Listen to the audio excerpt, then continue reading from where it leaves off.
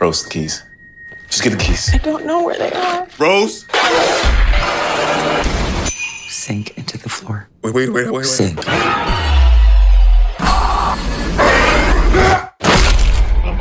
It's a terrible thing to waste. इस movie की explanation को शुरू करने से पहले अगर लास्ट में आपको इस मूवी की कहानी जरा सी भी अच्छी लगे तो प्लीज इस वीडियो को लाइक जरूर कीजिएगा और आपकी क्या राय है इस मूवी के बारे में ये भी हमें कमेंट बॉक्स में जरूर बताइएगा। तो दोस्तों, फिल्म की शुरुआत में हमें एक ब्लैक आदमी को दिखाया जाता है जो कि अपना रास्ता भूल गया था। तभी उसे ऐसा लगता है कि एक कार उसका लगातार पीछा कर रही है, इसीलिए वो अपना रास्ता चेंज कर लेता है।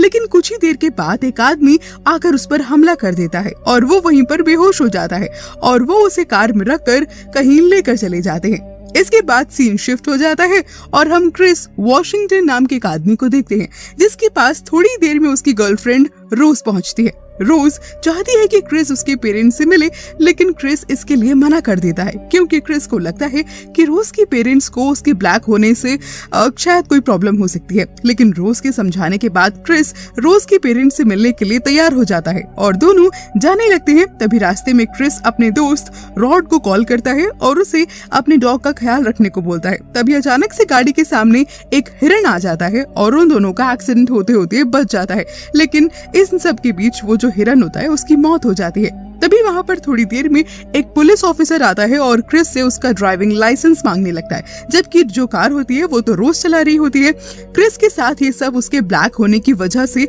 वो पुलिस ऑफिसर कर रहा होता है। फिर दोनों रोज के घर पहुंचते हैं जहां रोज के पेरेंट्स क्रिस का बहुत अच्छे से वेलकम करते हैं। रोज के फादर डीन जो कि एक न्यूरोसर्जन होते हैं वो क्रिस को अपना पूरा घर दिखाते हैं, जहां हमें मालूम पड़ता है कि रोज के भाई का नाम जेरेमी है और वो भी डॉक्टरी की पढ़ाई कर रहा है। वो भी अपने पिता की तरह न्यूरोसर्जन बनना चाहता है और रोज की मॉम मिसी एक हाइपोथेरेपिस्ट है। इसके बाद क्रिस और डीन में काफी देर तक बातचीत होती है। फिर मिसी क्रिस से उसके पेरेंट्स के बारे में पूछती है, जिसके जवाब में क्रिस कहता है कि मेरे पेरेंट्स अब इस दुनिया में नहीं है।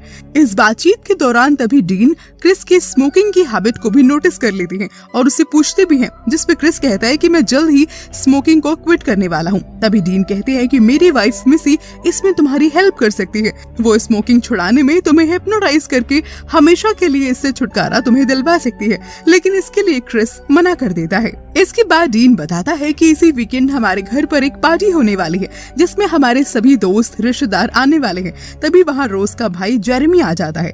जेरेमी का क्रिस के साथ बिहेवियर कुछ खास अच्छा नहीं होता है। खैर, रात में तभी क्रिस स्मोकिंग के लिए घर से बाहर निकलता है तो क्रिस देखता है कि घर में जो वॉचमैन है वॉल्टर वो बहुत तेजी से उसकी तरफ आ रहा होता है, लेकिन क्रिस यहाँ पर बच जाता है। फिर क्रिस की नजर घर की हाउसकीपर जॉर्गिना पर पड़ती है जो कि उसे अजीब तरह से देख रही होती है। ये सब देखकर तभी क्रिस घर के अंदर जाने लगता है और वहीं पर तभी मिसी आ जाती है और वो अपनी हाउसकीपर को समझाती है कि एक्चुअली मैं क्रिस बाहर स्मोकिंग करने के लिए गया था। मिसी क्रिस को बुलाती है और उसे हिप्नोटाइज करके उसके मॉम के मरने का कारण पूछती है, जिससे कि क्रिस बताता है मुझे दरअसल कुछ भी नहीं याद है क्योंकि मैं उस वक्त सिर्फ 11 साल का था और मॉम के नहीं आने पर मैं टीवी ही देखता रह गया। जिससे मिसी कहती है कि तुम्हारी मॉम के मरने का कारण तुम ही हो, क्योंकि अगर तुम उस वक्त एक सही डिसीजन लेते और किसी को कॉल करके बुला लेते तो शायद तुम्हारी मॉम की जान बच सकती थी। तभी क्रिस अचानक से अंधेरी दुनिया में पहुंच जाता है जहां वो चाह कर भी कुछ नहीं कर सकता था और असली दुनिया उसे सिर्फ एक खिड़की की तरह दिखाई दे रही थी। तभी क्रिस की अचानक से नींद टूट जाती है और वो अपने आप को बेड पर पाता है। इसके बाद क्रिस ये भी देखता है कि किसी ने उसके मोबाइल को चार्जर से हटा दिया था। अब ये सब देखकर वो काफी ज्यादा हैरान भी होता है। अब अगले सीन में हम देखते हैं कि क्रिस फोटोग्राफी कर रहा होता है तो उसे वॉल्टर दिखता है और वॉल्टर क्रिस से रात में हुए घटना के बारे में पूछता है और क्रिस को यहाँ से रियलाइज होने लगता है कि रात में उसने जो कुछ भी देखा वो वाकई हकीकत था। अब अगले सीन में हम देखते हैं कि डीन के घर में पार्टी स्टार्ट हो गई होती है। रोज क्रिस को सबसे इंट्रोड्यूस करवाती है। अब क्योंकि क्रिस ब्लैक होता है इसीलिए सभी लोग उसे बहुत अजीब तरह से बिहेव कर रहे होते हैं। तभी पार्टी में क्रिस को वही आदमी दिखता है जिसको हमने फिल्म की शुरुआत में देखा था, जिसको कुछ लोग कार में बेहोश करके उठा ले गए थे। क्रिस को ऐसा फील होता है कि उसने आदमी को कहीं तो देखा है। वो आदमी क्रिस को अपना नाम लोगन बताता है। खैर, पार्टी में क्रिस की मुलाकात बहुत से लोगों से होती है और वो फिर से रूम में आता है तो देखता है कि किसी ने फिर से उसके मोबाइल को चार्जर से निकाल दिया होता है। फिर क्रिस अपने दोस्त रॉड को कॉल करता है और उसे बताता है कि यहाँ पर एक्चुअली में कुछ भी नॉर्मल नहीं है। ये बात सुनकर तभी उसका दोस्त उससे कहता है कि हो सकता है कि मिसी सभी ब्लैक लोगों को हिप्नोटाइज करके अपने काम के लिए इस्तेमाल करती होगी। ये सुनकर तभी क्रिस बहुत ज्यादा घबरा जाता है और तभी वहाँ पर जॉर्गिना आ जाती है और उससे मोबाइल को वहाँ से उसके चार्जर से हटाने के लिए माफी मांगती है। और क्रिस बोलता है कि मैं बस कभी कभी गोरे लोगों के बीच में अकेला फील करने लगता हूँ, लेकिन जॉर्गिना कहती है कि नहीं, ऐसा कुछ भी नहीं है, मैं तो यहाँ काफी समय से रह रही हूँ और मुझे यहाँ पर किसी से भी कोई प्रॉब्लम नहीं है। अब क्रिस बाहर आता है और पार्टी में एक आदमी क्रिस से पूछता है कि अफ्रीकन अमेरिकन ब्लैक होने का क्या फायदा है या क्या नुकसान है, जिस पर क्रिस लोगों से उनके जवाब देने को कहता है। लोगन जवाब देने लगता है, तभी क्रिस मोबाइल से वीडियो बनाने लगता है, लेकिन मोबाइल का फ्लैश ऑन हो जाता है और अचानक से लोगन के नाक से खून आने लगता है और लोगन क्रिस को वहाँ से चले जाने को बोलता है और कहता है कि अगर तुम यहाँ से नहीं गए तो बहुत बुरी तरह से मारे जाओगे। क्रिस ये सुनकर काफी ज्यादा घबरा जाता है, लेकिन सब लोग क्रिस को ये यकीन दिला देते हैं कि एक्चुअली में लोगन को दौरा पड़ने की वजह से उसने ऐसा कहा है। थोड़ी देर के बाद अभी लोगन आकर क्रिस से माफी मांगता है और क्रिस भी उसे माफ कर देता है। इसके बाद क्रिस को परेशान देखकर कि रोज उसे वहाँ से बाहर लेकर आती है। क्रिस रोज को बताता है कि उसकी मॉम मिसी सबको हिप्नोटाइज करती है और लोगन को भी मिसी ने हिप्नोटाइज किया था। इतना ही नहीं, उन्होंने मुझे भी हिप्नोटाइज किया था, जो कि उन्हें नहीं करना चाहिए था। इसीलिए क्रिस कहता है कि मैं अब यहाँ से जा रहा हूँ और अब मैं यहाँ एक पल भी नहीं रुक सकता। अब दूसरी तरफ हम डीन को देखते हैं, जो कि क्रिस की बोली लगा रहा होता है और क्रिस को जिम नाम का एक आदमी खरीद भी लेता है। इससे यहाँ पर एक बात साफ हो जाती है कि रोज की फैमिली ब्लैक लोगों को बेचने का काम करती होती है।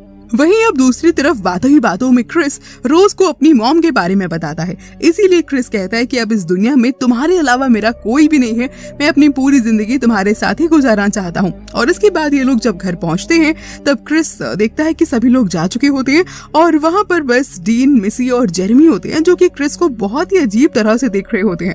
अब आगे क्रिस तभी लोगन का फोटो अपने दोस्त रॉड को भेजता है और फोटो देखकर रॉड तुरंत क्रिस को कॉल करता है और बताता है कि ये लोगन नहीं बल्कि ये हमारा क्लासमेट वेरोनिका का बॉयफ्रेंड एंड्रयू है। लेकिन क्रिस बताता है कि एंड्रयू अपना नाम मुझे लोगन बता कर गया है और पार्टी में भी वो अपने से बड़ी 23 साल औरत के साथ आया था और काफी अजीब बिहेव कर रहा था। इसीलिए रॉड क्रिस से कहता है कि तुम्हें जल्द ही वहाँ से निकल जाना चाहिए और बात करते ही करते रॉड का मोबाइल तभी डिस्चार्ज हो जाता है। इधर क्रिस के पास रोज आती है और क्रिस रोज से कहता है कि हमें तुरंत यहाँ से निकलना होगा और बोलता है कि मैं तुम्हें ये सब रात में बता दूंगा। ये सुनकर जो रोज होती है वो अपना बैग लाने के लिए दूसरे रूम में चली जाती है। तभी वहाँ पर क्रिस को एक फोटो एल्बम दिखता है जिसमें रोज का अलग अलग ब्लैक लोगों के साथ फोटो होता है। ये देखकर क्रिस काफी ज्यादा घबरा जाता है और तभी वहाँ पर रोज आ जाती है और चलने के लिए रेडी हो जाती है। तभी रोज कहती है कि गाड़ी की चाबी तो घर में ही रह गई है, तो रोज फिर से घर के अंदर चली जाती है। इधर क्रिस को रोज की फैमिली चारों तरफ से घेरने लगते हैं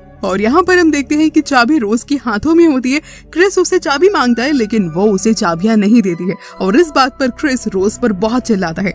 और इससे यहाँ पर एक बात और साफ हो जाती है कि अपनी पूरी फैमिली के साथ रोज भी मिली हुई होती है। तभी मिसी कप और चम्मच से क्रिस को हिप्नोटाइज कर देती है और क्रिस फिर से अंधेरी दुनिया में चला जाता है। अब अगले सीन में हम रॉड को देखते हैं, जो क्रिस को लगातार कॉल कर रहा होता है लेकिन उसका फोन ही नहीं लगता है। इसके बाद रॉड इंटरनेट पर एंड्रयू के बारे में सर्च करता है, जिससे मालूम पड़ता है कि एंड्रयू काफी समय से गायब है। अब अगले सीन में हम क्रिस को वापस से देखते हैं, जो कि एक चेयर पर बंधा हुआ होता है। उसके सामने टीवी पर एक वीडियो प्ले हो रहा होता है जिसमें डीन के पिता क्रिस को रूम में लगे हिरन को देखने को बोलते हैं। जैसे ही क्रिस हिरन को देखता है, टीवी में कप और चम्मच की आवाज आने लगती है और क्रिस यहाँ पर वापस से बेहोश हो जाता है।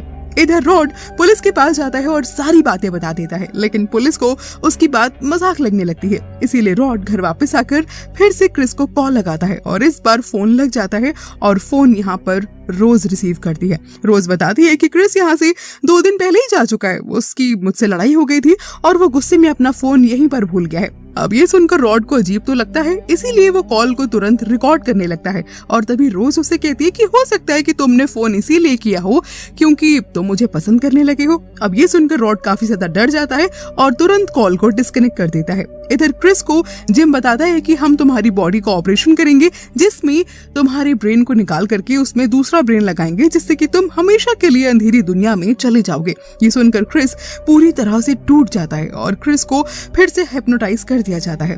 अब यहाँ पर जब जेरेमी क्रिस को ऑपरेशन करने के लिए उसे लेकर जा रहा होता है, तभी चालाकी से क्रिस जेरेमी को मार देता है। और लास्ट टाइम क्रिस हिप्नोटाइज हुआ ही नहीं था, उसने अपने कानों में एक्चुअली में रुई डाल ली होती है। अब क्रिस हिरन का पुतला लेकर वहाँ से निकल जाता है। वो तुरंत डीन के पास पहुंचता है और उसी पुतले से उसे मार गिराता है। इसके बाद तुरंत वो मिसी के पास पहुंचता है, जहां पर वो कप और चम्मच से हिप्नोटाइज कर रही होती है। इसीलिए क्रिस सबसे पहले उसके कप और चम्मच को ही गिरा देता है और मिसी को भी मारने लगता है। मिसी चम्मच से क्रिस पर हमला करती है, लेकिन क्रिस पर इसका कोई असर नहीं होता है और बदले में तभी क्रिस उसी चम्मच से मिसी को बड़ी बेरहमी से मार डालता है। जल्दबाजी में तभी जब वो वहाँ से बाहर निकलता है तो गेट पर उसे जेरेमी मिल जाता है, जो कि सिर्फ उस वक्त बेहोश हुआ होता है, मरा नहीं होता है। और दोनों में यहाँ पर हाथापाई होने लगती है। तभी क्रिस गेट का हैंडल निकालकर उसके सिर पर अटैक कर देता है और क्रिस जेरेमी को भी बड़ी बेरहमी से यहाँ पर मार डालता है। इसके बाद वो जल्दी से उसकी जेब से गाड़ी की चाबियां निकालता है और क्रिस गाड़ी निकाल ही रहा होता है कि तभी उसके सामने जॉर्गिना आ जाती है और गाड़ी से उसकी टक्कर हो जाती है और यहाँ पर उसकी भी मौत हो जाती है। तभी क्रिस को अपनी मॉम की याद आने लगती है, इसीलिए वो जॉर्गिना को गाड़ी में बिठा लेता है। लेकिन यहाँ पर हमें एक बात और पता चलती है कि रोज की एक्चुअली में ग्रैंडमदर ने जॉर्गिना पर हिप्नोटाइज करके रखा होता है,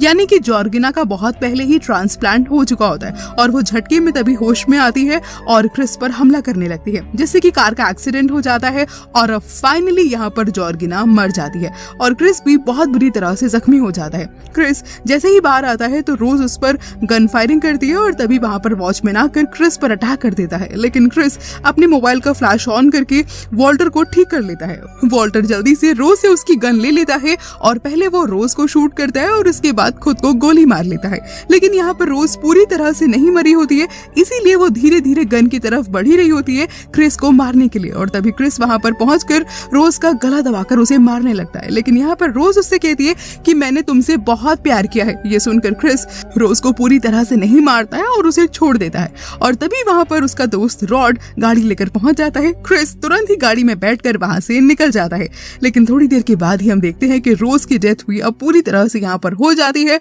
और ये मूवी भी इसी के साथ यहीं पर खत्म हो जाती है।